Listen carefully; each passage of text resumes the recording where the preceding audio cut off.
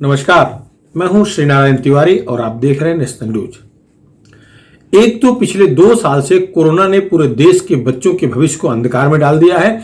दूसरे, कर्नाटक में वहां हिंदू मुस्लिम विवाद छेड़ करके छात्रों में भी मतभेद पैदा किया जा रहा है। कर्नाटक सरकार ने स्कूलों और कॉलेजों के लिए एक समान यूनिफॉर्म सुनिश्चित करने का फैसला किया है।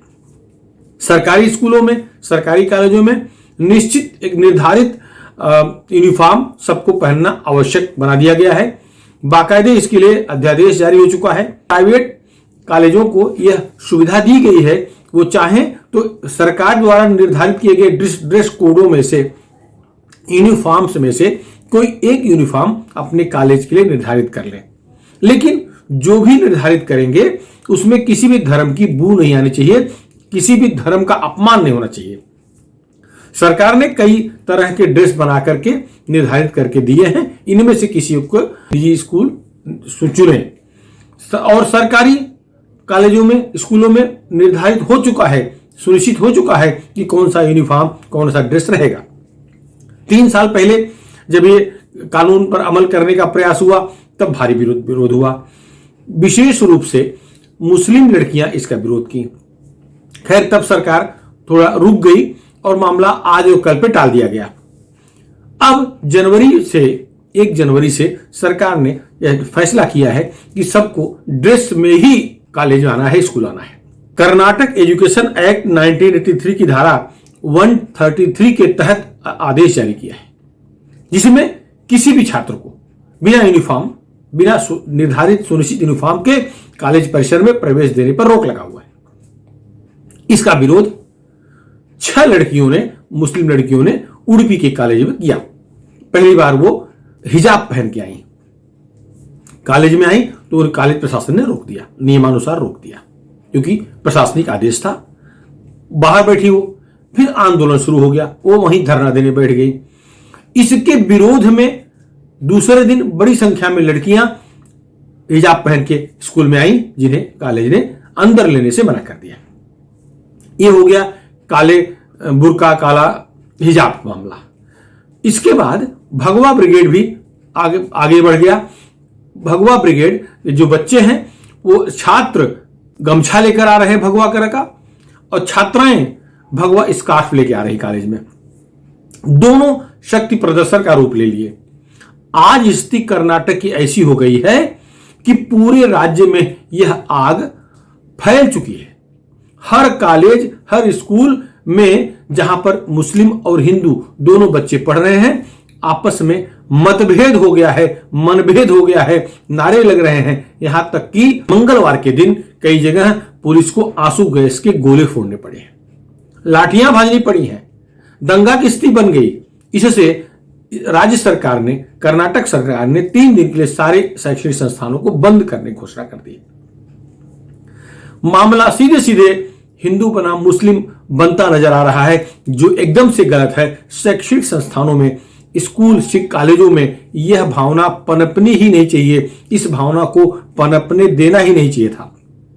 लड़कियां, मुस्लिम लड़कियां खासतौर से यह कह रही हैं हिजाब उनका मौलिक अधिकार है, वो हिजाब पहन के ही कॉलेज में आएंगी।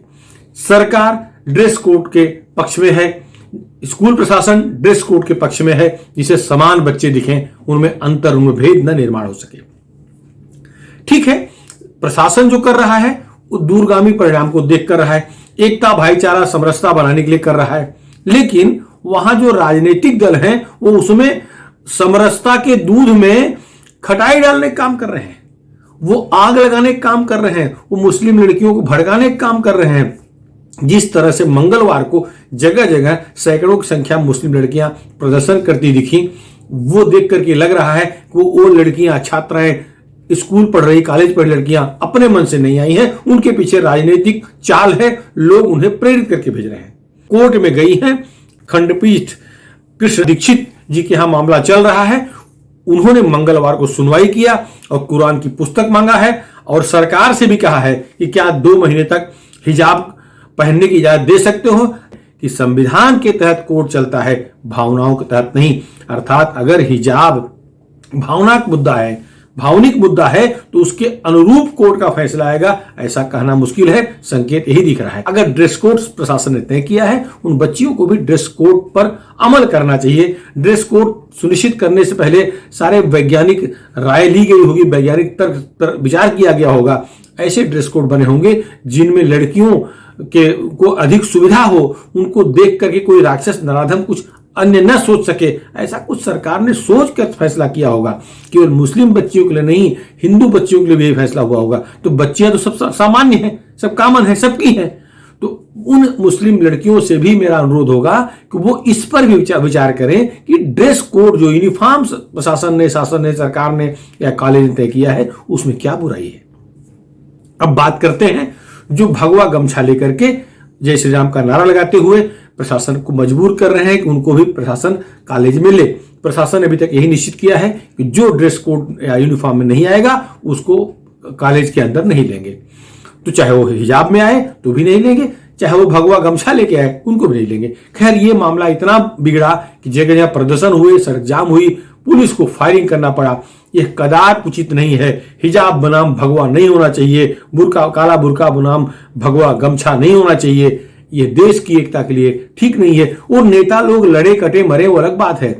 बच्चे आपस में इस भावना से एक दूसरे दुश्मनी न करें कि वो हिंदू है या मुसलमान है। ये देश के नागरिक आगे बनने वाले हैं। इनके छात्र जीवन में ऐसा कलह, ऐसा जहर घोलने काम जो लोग कर रहे हैं वो महापाप कर रहे हैं। पढ़ाई के पीरियड में ये बात नहीं आनी चाहिए। जब ये सोचेंगे तब वो पढ़े कब। अब मुस्कान तो एक दिन फेमस हो गई, AIM प्रमुख ओवैसी पहुंच गए उनकी पढ़ाई करने के लिए, तो वो तो नेता बन जाएगी। उसकी पढ़ाई गई ना।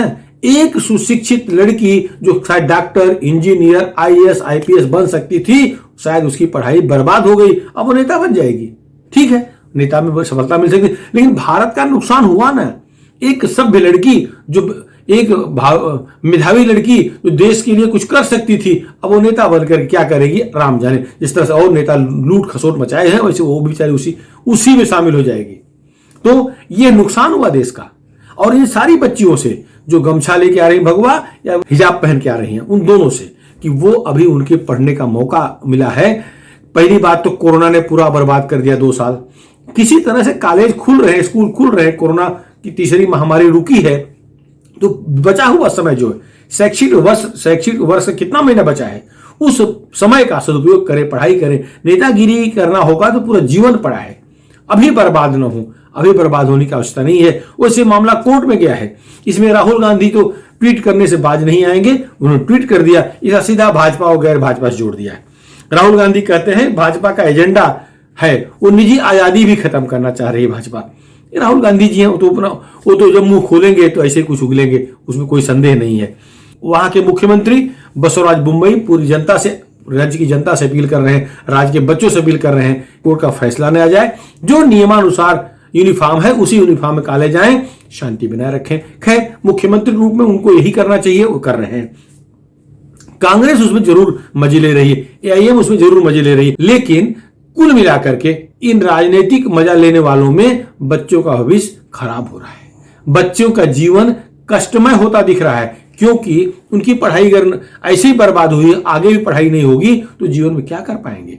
कोरोना ऐसे ही उनका समय बर्बाद कर दिया है, ऐसे उन्हें पढ़ने से दूर रखा है, पढ़ाई नहीं कर पाए हैं, कॉलेज का मुंह तक नहीं देख पाए हैं। बहुत सारे बच्चे तो कॉलेज का मुंह देखने का मौका मिला है, एक्चुअल पढ़ने पढ़ाने का मौका मिला है, तो जाकर इसका फायदा उठाएं, राजनीति न करें। मुर्दाबाद जिंदाबाद करने की जरूरत नहीं है। जय श्री राम या अल्लाह अकबर करने की ये उम्र नहीं है। बहुत जीवन पड़ा हुआ है, आगे जीवन में इसका उपयोग करते, आज आवश्यकता नहीं है।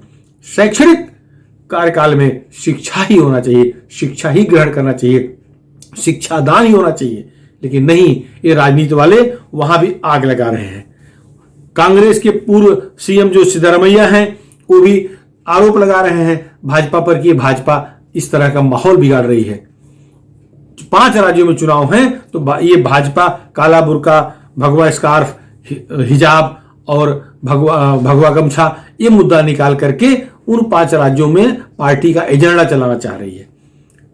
सही बात है, अगर वहां इस तरह का माहौल बनेगा, लाठीचार्ज होगा, आंसू गैस गोले छोड़े जाएंगे, लड़कियां प्रदर्शन करेंगी, लड़कियां प्रदर्शन करेंगे ईश्वर के खिलाफ, हिंदू मुस्लिम का विवाद पैदा करेंगे, ये रूप तो बिगड़ करके देश भर में पहुंचेगा, देश भर में जाएगा। मुंबई में पहुंच चुका है, मुंबई में कई जगह पर हस्ताक्षर अभियान शुरू है, बुर्का पहन लड़कियां हस्ताक्षर अभियान कर रही हैं। वो कह रही हैं कि मेरा मौलिक अधिकार है। हाई कोर्ट कर्नाटक ने इस बात को माना है कि वो लाके बताएं पवित्र ग्रंथ कुरान में कहां लिखा है हिजाब के बिना कुछ नहीं हो सकता, अनिवार्य हिजाब है, ऐसा कहां लिखा है, किस संदर्भ में, किस पेज पर कहां है, ये कोर्ट ने मांगा है। याचिकाकर्ता जो 6 लड़कियों के वकील हैं उनसे मांगा है। खैर अभी फैसला नहीं आया है। कोर्ट ने स्पष्ट किया है कि संविधान के तहत वो फैसला देंगे, कानून सम्मत फैसला देंगे। कोर्ट ने यह भी कहा है कि राज्य सरकार ने अगर ड्रेस कोड तय किया है, राज्य सरकार ने यूनिफॉर्म तय किया है, तो उसका अनुपालन होना ही चाहिए, ये भी कोर्ट ने कह दिया है।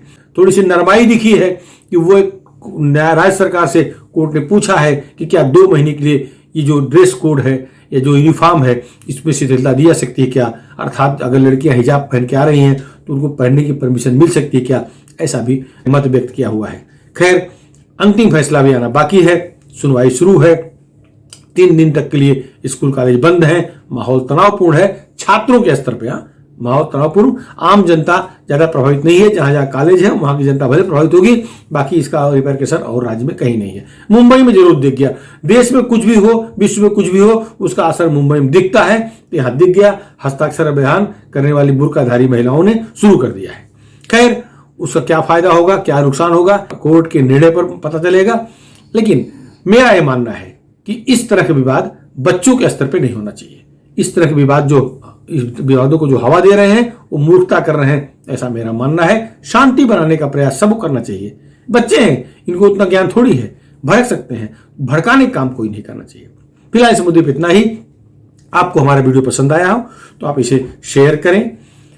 अगर आपकी कोई राय हो इस वीडियो के बारे में, इस मुद्दे पर, तो आप हमारे चैनल के कमेंट बॉक्स में जरूर लिखें।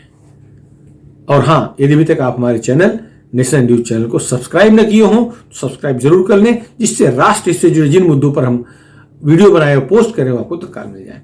धन्यवाद।